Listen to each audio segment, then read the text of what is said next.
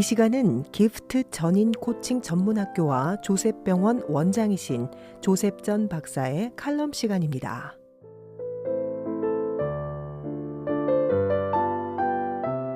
안녕하세요. 기프트 전인 코칭 전문학교의 전다론입니다. 우리는 하나님을 알기 시작하면서 하나님을 더 알고 싶어 합니다.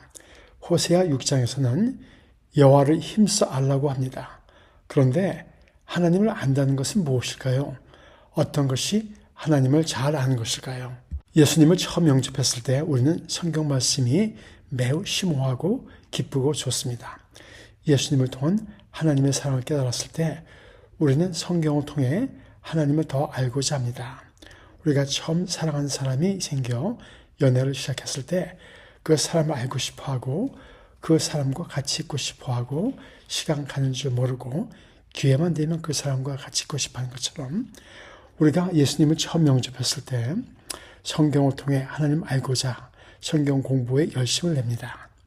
또 책도 예전에 읽던 책에서 이제는 신앙 중심의 책으로 바뀌며 시간 나는 때마다 신앙의 선진의 책을 통해 하나님을 더 알아가고자 합니다.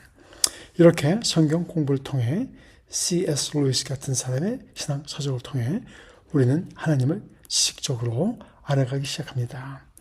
그러다 더 알고 싶어지면 이제 혼자 책으로 하나님 아는 것이 부족하여 우리는 신학교에 가서 신학을 공부해가며 하나님을 알고자 하지요. 그러나 이렇게 지식적으로 하나님을 알아가다 영이 메마른 것 같은 답답함을 느낍니다. 그래서 이제부터는 하나님을 더 경험적으로 체험적으로 알고 싶어 크리스마틱 성령 운동 중심의 모임에 나가며 방언의 은사, 예언의 은사 등을 사모하고 그러한 성령 집회를 찾아다닙니다.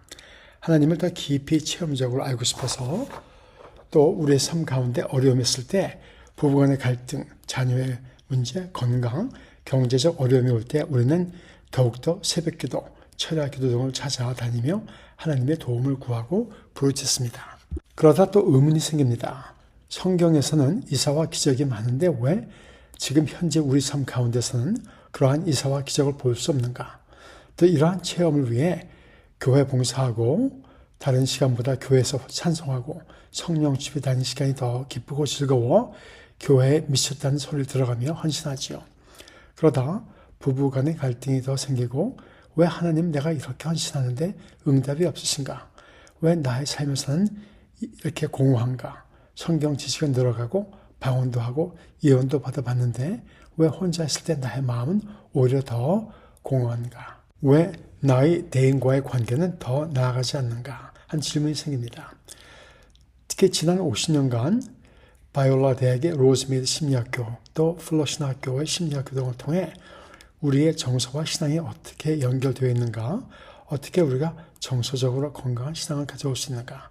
신앙과 심리학에 연결되어 많이 배워왔습니다. 지난 10년간은 또한 뇌과학과 신앙에 대한 연구가 활발해지며 뉴로티올로지라는 분야가 생기고 신앙과 뇌과학에 연결되어 연구가 많이 되고 있습니다.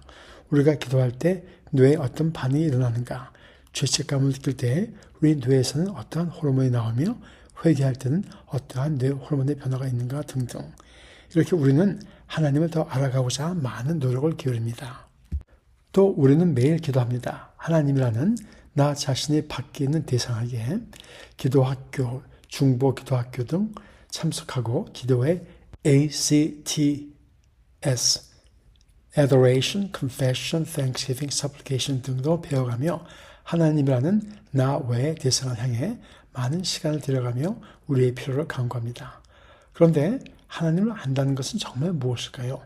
때로 기도를 하면 깊은 경지에 들어가는 것 같지만 나 혼자 큰 소리로 떠들고 눈물을 흘리고 목이 쉬도록 소리쳐가며 카타르시스를 체험하기도 하지만 그것이 정말 하나님을 아는 것일까?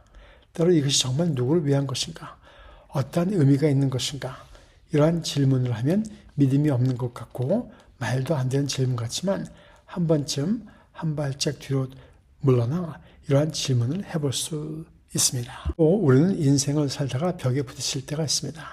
핵버그와 굴리치의 신앙의 발달 단계를 보면 처음 단계는 막 하나님의 존재를 알게 되고 기뻐한 단계, 두 번째 단계는 성경 공부, 교회 참석 등을 통해 신앙이 성장해가는 단계, 3단계는 이제 교회에서 성경 공부 리더, 장로, 목사, 권사 등이 되며 교회 리더가 되는 단계, 그러다 4단계 인생의 병이 생기든지 직장을 잃든지 삶에 큰 어려움을 겪든지 이것이 신앙의 전부인가 등등 삶의 어려움을 통해 자신의 신앙을 다시 돌아보게 되는 단계에 벽을 부딪히게 됩니다. 16세기 스페인의 수도사 성 요한은 이 벽을 Dark Night, 암흑의 밤이라고 불렀습니다. 암흑의 밤에는 두 단계가 있습니다. 첫 번째 밤은 감각의 밤, Dark Night of the Senses. 이 감각의 밤을 지나면 신앙생활에 재미가 없어질 때 이 단계를 통해 깨닫는 것은 나의 신앙생활의 진정한 하나님에 대한 사랑보다는 신앙생활의 즐거움, 과거의 죄된 삶에서 떠나가 새로운 삶을 사는 것에 대한 즐거움, 신앙의 동지들과의 교제, 신앙생활을 통해 받는 사람들과의 관심과 존경 등 나 자신이 갖는 기쁨 때문이라는 것을 깨닫습니다. 자기 자신의 진정한 속모습을 보게 되지요. 이때 또한 깨닫는 것이 하나님이 나를 사랑하는 것은 나의 행위 때문이 아니라 내가 하나님의 사랑받는 자녀이기 때문이라는 것을 이때 다시 더 깊게 체험하며 신앙에 새로운 기쁨이 생깁니다. 이제 겉과 속이 더욱 같아진 체험 가운데 기쁨을 갖고 신앙생활을 하지요. 그러다가 두 번째 암흑의 밤, 영의 밤을 맞게 됩니다. 이때는 하나님이 보이지 않는 때입니다. 예수께서 십자가상에서 엘리 엘리 사박더니 아버지여 왜 나를 버리시나이까 하고 부르짖던 하나님과의 관계가 끊어진 것 같은 느낌, 하나님이 보이지 않는 영의 암흑의 밤이 오지요. 이것을 지나며 깨닫는 것은 믿음이 나의 힘으로 되는 것이 아니라 하나님의 선물이라는 것, 또 내가 하나님을 온전히 알 수 없고 하나님을 다 알지 못해도 평안할 수 있는 상태를 체험하게 됩니다. 이것이 동방정교회에서 얘기하는 알 수 없는 하나님, apopathic theology, the cloud of unknown 등 우리가 알 수 없는 하나님에 대한 신앙의 단계입니다. 이러한 상태를 지나며 계속 영혼의 갈증이 있습니다. 하나님을 알고자 하는데 우리가 하나님을 온전하게 알 수 없다는 것은 또한 무슨 말인가? 이러한 암흑의 단계를 지나며 얻는 것이 신앙의 자유함인데 특히 하나님에 대한 과거에는 감히 엄두도 못 내었던 질문을 하게 됩니다. 이게요, 하나님이 정말 계시는가 하는 하나님 존재에 대한 질문까지 하게 되지요. 이러한 단계를 거칠 때에는 교회에 가기가 싫어집니다. 또 과거에 같이 신앙생활을 하던 사람들의 관계도 소원해집니다. 내가 집사장로 권사 목사로서 이러한 갈등과 의문을 갖고 있다는 것을 다른 사람들이 알면 나를 보고 무엇을 하겠는가? 저 사람 신앙이 떨어졌구나, 이단이야 등등 사람들과 솔직히 신앙의 대화를 하는 것이 두려워져서 관계를 멀리하고 또 교회를 떠날 수 있습니다. 그러면서 한면으로는 하나님에 대해 죄책감을 느낄 수도 있죠. 그렇다면 하나님을 안다는 것은 무엇일까요? 신앙의 깊이가 깊어진다는 것은 무엇인가요? 또 우리가 하나님을 느낄 수 없다, 알 수 없다고 생각하는 이유가 무엇일까요? 왜 열거한 많은 이슈들의 큰 원인 중에 하나는 하나님을 나와 별개의 존재로만 여기는 것입니다. 물론 하나님은 우리 인간을 초월하시는 분이고 우리는 하나님이 아닙니다.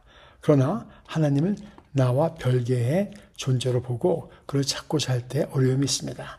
하나님의 음성을 직접 듣는다고 또 들었다고 하는 사람들도 있지만 요한복음에서 말씀하듯 본래 하나님을 본 사람이 없으되 하나님을 보고 듣고 한 사람이 없습니다. 또 기적과 이사를 통해 하나님의 존재를 간접적으로 확인하기 원하지만 우리 주위에서 성경에 열거된 기적과 이사를 보기가 어렵습니다. 또 기도를 몇 시간 동안 하고 철야기도, 금식기도를 해도 하나님을 듣고 보기가 어렵습니다. 때로 환상을 보기도 하지만 많은 경우 그것도 우리 안에 뇌의 작용으로 해명될 수가 있지요. 또 우리가 하나님을 나와 별개된 밖의 대상으로만 볼 때 오는 한 가지 어려움은 우리는 늘 그가 우리 뒤를 쫓아다니며 잘못하면 벌 주고 잘하면 상 주는 무서운 하나님, 심판의 하나님으로 볼 수가 있습니다. 하나님이 우리의 동기도 아신다고 머리로서는 알면서도 우리는 많은 경우 눈 가리고 아웅하듯 우리의 행위로 하나님을 컨트롤할 수 있다고, 벌을 재앙을 피하고 복을 받으시다고 깊이 오해할 수도 있습니다. 근데 성경에서는 요한복음 15장에 나는 포도나무요 너희는 가지이니라고 합니다. 또 14세기 독일의 신학자 마이스터 에컬트는 God is closer to me than I am close to myself. 하나님은 내가 나 자신에게 가까운 것보다 더 가깝다고 하십니다. 또 요한복음 14장 20절에는 그날은 내가 아버지 안에 너희가 내 안에 내가 너희 안에 있는 것을 너희가 알리라 하였습니다. 즉 하나님과 내가 연합하는 것을 얘기합니다. 이것이 내가 하나님이라는 것일까요? 그렇지는 않습니다. 우리가 예수님 안에 있고 예수님이 우리 안에 있다고 했습니다. 즉 하나님이 외부에만 계시다는 것이 아니라 내 안에도 거주하신다는 것이지요. 이것은 무슨 말일까요? 신앙의 선진들이 얘기하는 신앙의 마지막 단계 하나님과 연합한다는 것은 무엇일까요? 예를 들면 요한복음 15장의 예수님은 포도나무요 우리는 가지이니 가지가 포도나무 자체는 아니지만 포도나무에 가지가 존재하고 있습니다. 포도나무가 가지만 아니지만 포도나무는 가지를 품고 있습니다. 또 한 예는 바다의 물결과 바다를 생각할 수 있습니다. 물결, 파도가 바다는 아니지만 바다에 파도가 있고 바다가 파도만은 아니지만 바다는 파도를 품고 있습니다. 이와 같이 우리가 하나님은 아니지만 하나님 안에 우리가 있고 우리는 하나님은 아니지만 하나님은 우리를 품고 계십니다. 이것이 하나님의 immanence, 하나님의 내재성이겠지요. 하나님은 우리 밖에 계신 transcendent 하나님, 우리를 초월하신 하나님으로만 볼 때 우리는 거리감을 느끼고 두려워하게 되고 우리가 잡을 수 없는 연기 같은 하나님으로만 느끼고 또 하나님의 immanence, 우리 안에 내재하시는 하나님으로만 생각할 때 우리는 때로 하나님을 심리적 존재로만 국한할 수 있습니다. 그러나 하나님은 transcendent, 우리를 초월하신 하나님이기도 하시지만 동시에 immanent 하나님, 우리 안에 내재하시는 하나님이십니다. 우리는 어떻게 해야 하나님을 깊이 잘 알 수 있을까요? 사실 더 옳은 질문은 하나님은 어디에 계신가? 하나님이 내 안에 계시는가? 나의 밖에 계시는가? 하는 질문보다 내가 하나님 품 안에 있는가 하는 것입니다. 하나님 내가 따로 떼어내어 분석하고 이해할 수 있는 분이 아니십니다. 그래서 마이스터 에컬트는 우리가 하나님을 더 붙잡으려고 하면 할수록 하나님은 더 묘연해진다 했습니다. 잡을 수가 없다는 것이죠. 우리는 하나님 안에 존재하고 하나님은 우리 삶을 통해 자신의 모습을 나타내십니다. 그러나 하나님은 우리를 훨씬 초월하시는 분이시죠. 우리는 찬양, 경배 등을 통해 우리를 초월하신 하나님과 관계하는 데 익숙해져 있습니다. 그러나 이렇게 우리를 초월하신 하나님만 알게 되면 우리는 우리의 행위를 통해서 즉 예배, 예식 등을 통해서만 하나님과 관계하게 되고 우리가 우리의 노력으로 하나님을 알아가려고 하게 되며 하나님과의 연합은 불가능하게 느껴질 수 있고 우리의 신앙은 형식에 국한된 형식적인 형식된 신앙이 될 수가 있습니다. 또 하나님과의 연합은 불가능하게 될 수가 있죠. 그래서 건강한 영성은 우리를 초월하신 하나님뿐 아니라 우리 안에 내재하신 하나님, 우리의 마음, 몸, 영을 통해 자신을 나타내신 하나님을 발견해야 할 것입니다. 심리적으로는 이러한 내주하신 하나님을 알 때 우리는 우리의 모든 것을 감추지 않고 하나님 앞에 내어놓을 수 있습니다.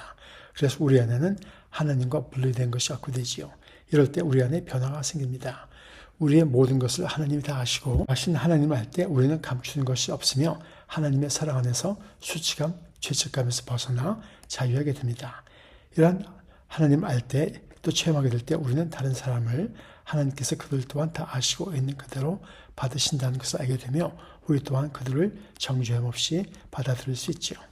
이러한 체험은 우리 뇌 안에서도 생각, 이성의 뇌, 전두엽과 감정의 뇌, 아믹달라가 일치되므로 스트레스나 막힌 것이 없이 자유함을 갖게 됩니다. 우리 뇌도 몸도 하나가 되는 것을 체험하게 되지요. 하나님의 사랑 안에서 나 자신을 받아들이게 되므로 하나님과 하나가 될 뿐 아니라 나 자신과도 하나가 되는 연합함을 체험할 수 있습니다. 이럴 때 우리의 마음은 평정을 가질 수 있고 우리의 생각, 결정하는 또 분별하는 모든 것이 치우치지 않은 사운드하는 것이 될 수가 있습니다. 즉 하나님의 뜻이 자연적으로 나의 뜻이 될 수 있고 나의 뜻이 하나님의 뜻과 일치되는 연합의 상태로 갈 수 있지요. 우리가 하나님을 어떻게 알 수 있는가? 하나님은 나의 밖에 있는 다른 초월, transcendent being으로만 생각하면 그러한 하나님은 우리가 결코 완전히 알 수 없는 하나님, 우리의 지식 감정으로서는 한계가 있는 하나님이 될 것입니다. 그러나 하나님은 우리를 초월하신 하나님뿐이 아니라 우리 안에 내주하신 하나님이시고 또한 우리는 하나님 안에 존재합니다.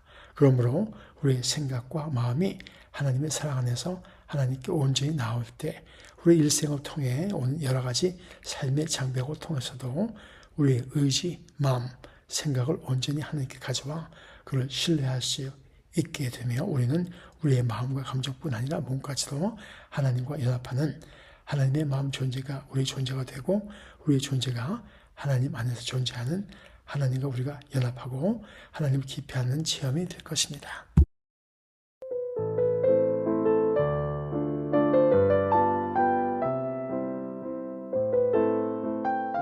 지금까지 기프트 전인 코칭 전문 학교의 칼럼 시간과 함께 하셨습니다. 기프트 전인 코칭 전문 학교에 관한 더욱 자세한 문의는 전화 714-298-1115번이나 홈페이지 giftcoachinginstitute.com을 방문해 주시기 바랍니다.